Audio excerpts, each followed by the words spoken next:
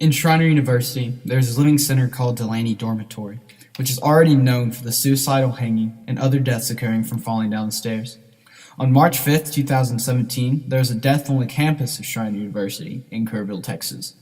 Walking to the skeptical dormitory, Cecilia Barlow's life was taken before her very eyes. Was this an act from the afterlife or an act of pure hate?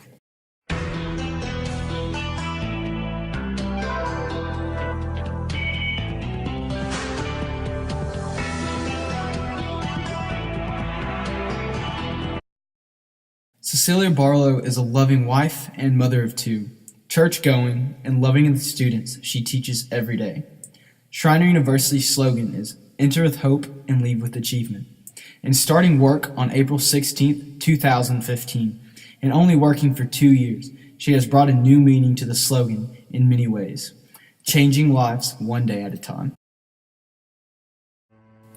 On March 5th, 2017, Cecilia got a call from one of her students asking to meet her at the Delaney Resident Hall to work on a video production.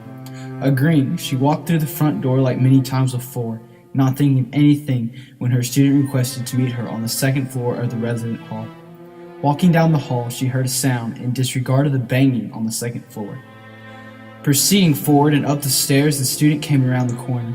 As she approached the top of the stairs, she was shot once in the upper chest area. Bryce Narios and Mate Gonzalez heard the vicious attack from outside the dorm and immediately called the police. The police arrived shortly after, but the culprit was nowhere to be seen. Where were y'all on the night of March 5th? We were passing to the Delaney Residence Hall, and that's when we heard da-da-da-da-da-da! And we were terrified, and I didn't even know what to do. I was like shaken. I thought that could never happen in Kerrville. But we were going to keep walking until we saw a black figure running out of the building. Yeah, it was super spooky. So we got really curious. So we went inside the building. We're like, what did that strange noise? What was it? And like, I don't need. Like, we were like, and then we saw blood steps all the way from going to a room. So we went to the room. Yeah, it was. And we walked in, and it was, who was it? She was mauled beyond recognition. Like, it was hair and stuff. Like. He blew her head off. Right off. Like a clean cut. Like it was.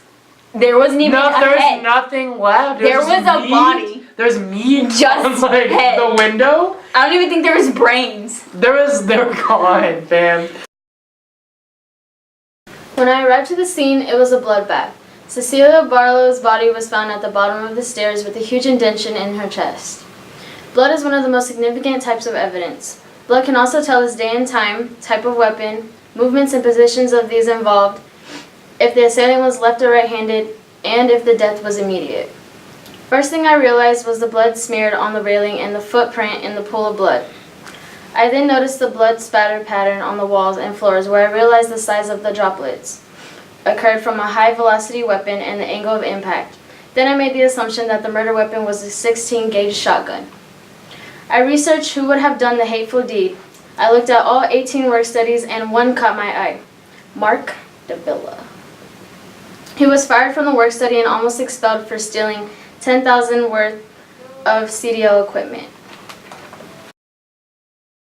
Mark Davila was arrested on March 17, 2017, on Cecilia Barlow and her husband's anniversary. Here's an interview with the murderer being asked why he did it.